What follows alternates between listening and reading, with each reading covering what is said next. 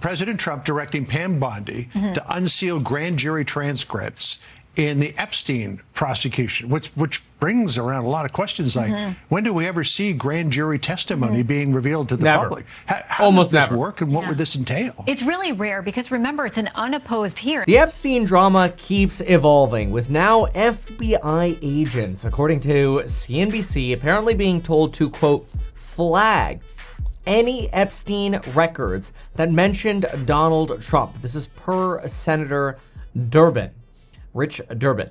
Take a look at this. FBI agents assigned earlier this year to review investigative files in the criminal case against Jeffrey Epstein were instructed to flag any documents that mentioned Trump.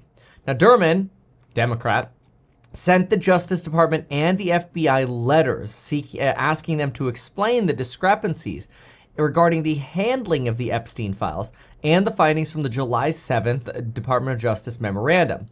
Mind you also that Republicans in Congress have, both in the House and the Senate, now blocked attempts by Democrats to release the Epstein files. Donald Trump responds and says, well, if there was something bad in the files, they would have released these files a long time ago. Of course, to that, people say the Epstein files just have bad things on both Democrats and Republicans, and nobody secretly wants them out. And maybe Democrats are just putting on a show saying that they want these files to come out. Obviously, yesterday we heard Donald Trump suggest that, hey, don't worry, you know what? Based on the ridiculous amount of publicity given to Jeffrey Epstein, I have asked Pam Bondi to produce any and all pertinent grand jury testimony subject to court approval. This is a scam perpetuated by Democrats. Minutes afterwards tweeted, you should follow me on X, by the way, at RealMeKevin. Minutes afterwards tweeted, Trump knows that judges regularly deny releasing grand jury evidence to protect victims. This is a 4D chess move by Donald Trump. He's good at this. And he could basically in the future say, I asked them to release everything and they said no. It now puts the pressure on the judge, takes it off of Donald Trump. It's a brilliant move. Now, why do we usually not get grand jury evidence? Usually don't get grand jury evidence because it's really just a one-sided argument to try to convince a group of people, a group of your peers, that there's enough evidence to actually bring an indictment or to bring charges against a person for a crime. It's not a traditional court proceeding. Now, what we would think of with like a jury, let's say, and sort of a decision in terms of whether or not somebody's guilty or not. You also generally wouldn't get information on a potential co-conspirator like Trump. You would typically only get information on the person that has crimes alleged against them, and then you potentially run the risk of revealing victim information.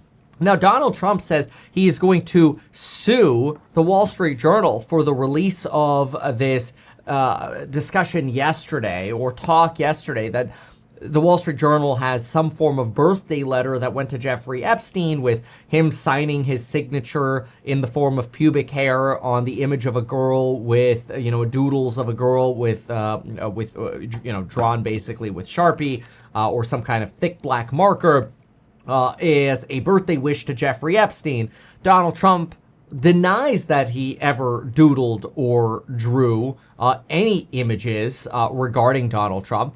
Though it's worth noting that Donald Trump repeatedly, even in some of his books, like Never Give Up, has told us that, hey, I could draw a drawing in 15 minutes and then I can sell it and make money. And here are many doodles of Donald Trump using marker to sign drawings that he made to sell or for charity or for whatever purposes. In fact, here is the excerpt from the book Never Give Up. It takes me a few minutes to draw something. In my case, it's usually a building or cityscape of skyscrapers, and then sign my name. But it raises thousands of dollars to help the hungry in New York, which is great, again, either for charity or other purposes. But Donald Trump actually does have quite a bit of a history of using the marker to sign things. Not only letters potentially for charity or drawings for charity purposes, but also take a look at this. This individual suggests that here is a letter that I own that Donald Trump apparently signed. It was a letter to Hillary Clinton in 2000, November 10th, 2000. Congratulations on your well-deserved victory. I know you will do a great job in Washington. And you can see Donald Trump's signature with the marker, the Trump Organization seal and lettering. Great going, underline, underline. And here you have that Trump Organization seal. Now, obviously, a lot of the stuff, who knows what's real, what's fake anymore. But this idea that the FBI potentially is going through scraping what mentions Donald Trump, probably directed by Kash Patel, a Trump nominee, or Deputy Director Dan Bongino, doesn't look good. And this is, again, why Americans are frustrated, thinking there's a two-tiered criminal justice system. Now, Donald Trump throws around his weight to argue that, hey, well, if you end up releasing this information, Mr. Murdoch, the owner of the Wall Street Journal, then I'm going to, quote unquote, sue your ass off. I mean, you could literally see that here. Wall Street Journal printed a fake letter supposedly to Epstein. These are not my words, not the way I talk.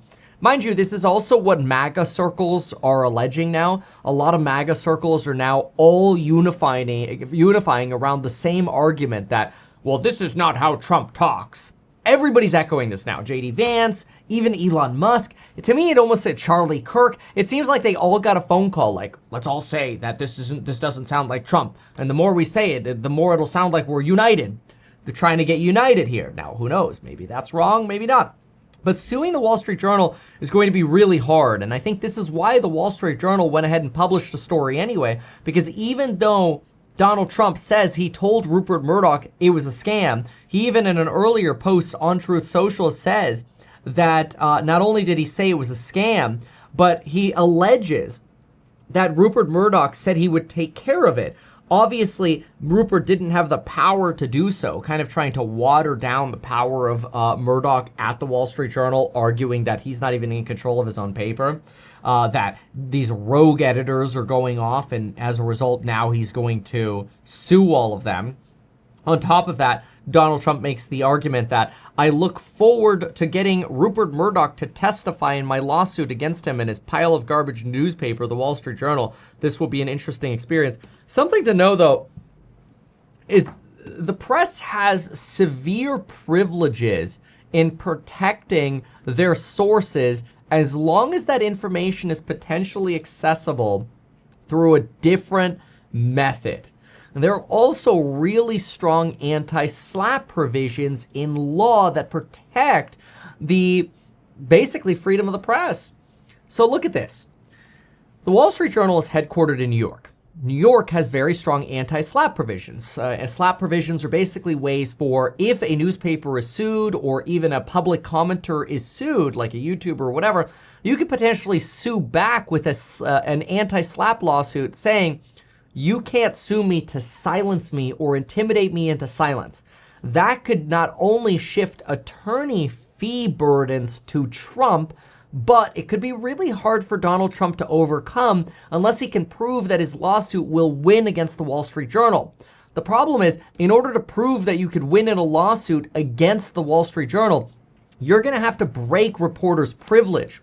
Reporter's privilege, also known as journalistic privilege, is basically something that's held in the First Amendment for the right to free press, that journalists are not required to disclose are not required to disclose really any material, whether it's confidential or non-confidential. In other words, they don't have to reveal their sources.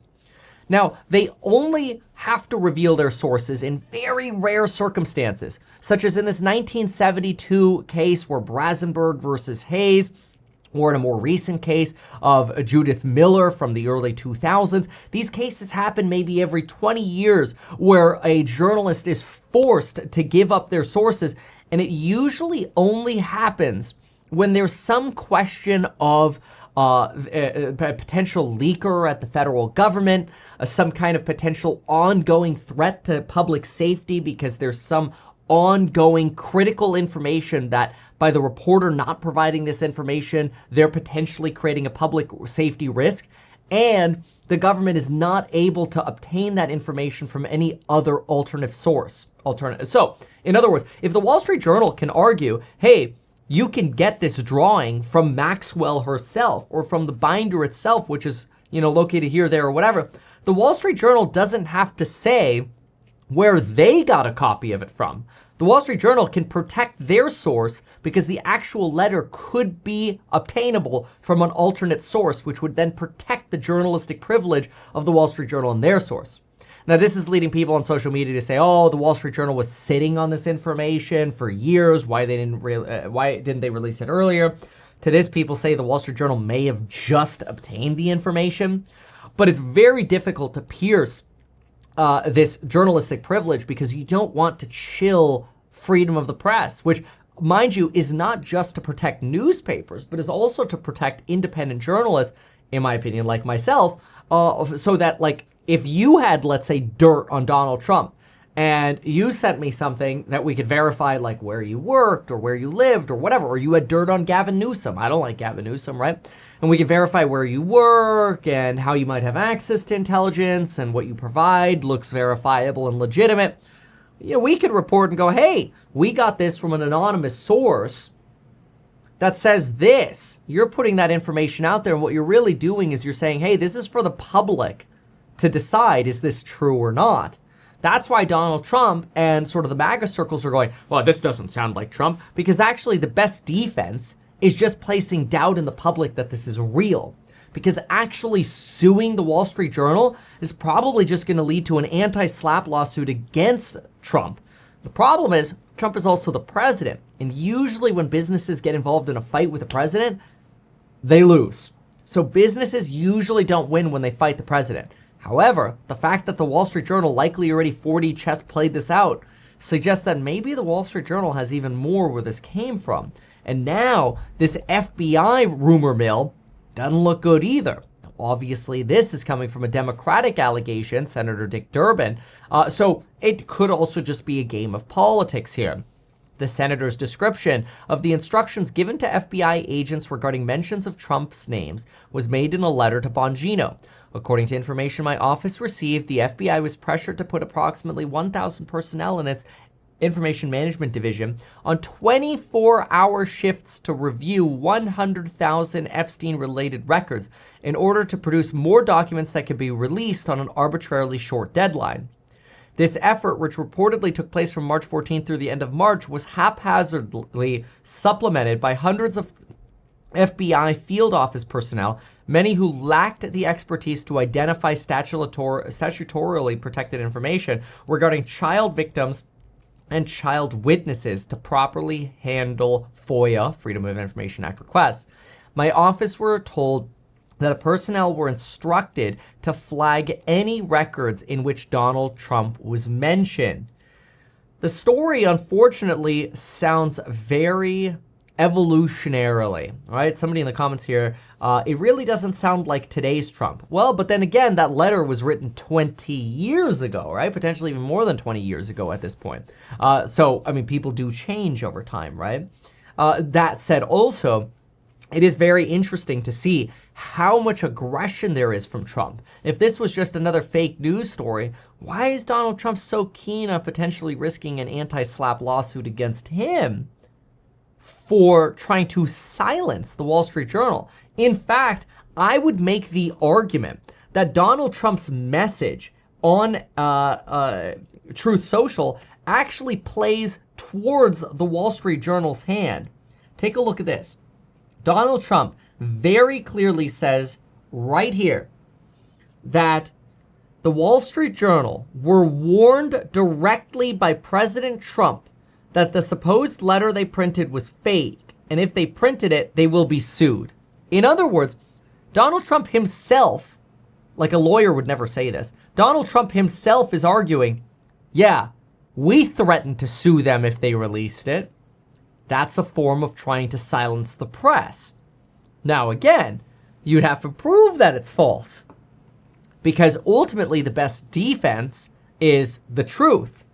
And if in, private redacted manners through a lawsuit, the Wall Street Journal is able to go, look, here's what we got. We're not going to reveal from whom it is, but here's what we got. And it is true information.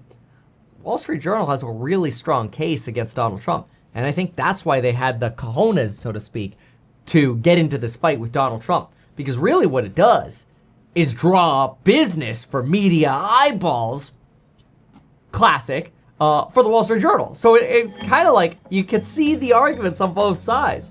I don't think this one is as clear-cut as people make it out to be at all, though. But what is clear-cut is that coupon code expiring for the programs on building your wealth and those alpha reports every day where we set up trade suggestions before the market opens at meetkevin.com. Check it out. Fundamental analysis on stocks, real estate, technical analysis, courses on building your wealth, courses on the big, beautiful bill, real estate, do-it-yourself property management, AI, you name it. Go check it out at meetkevin.com. Why not advertise these things that you told us here? I feel like nobody else knows about this. We'll try a little advertising and see how it goes. Congratulations, man. You have done so much. People love you. People look up to you. Kevin Paffrath there, financial analyst and YouTuber. Meet Kevin. Always great to get your take.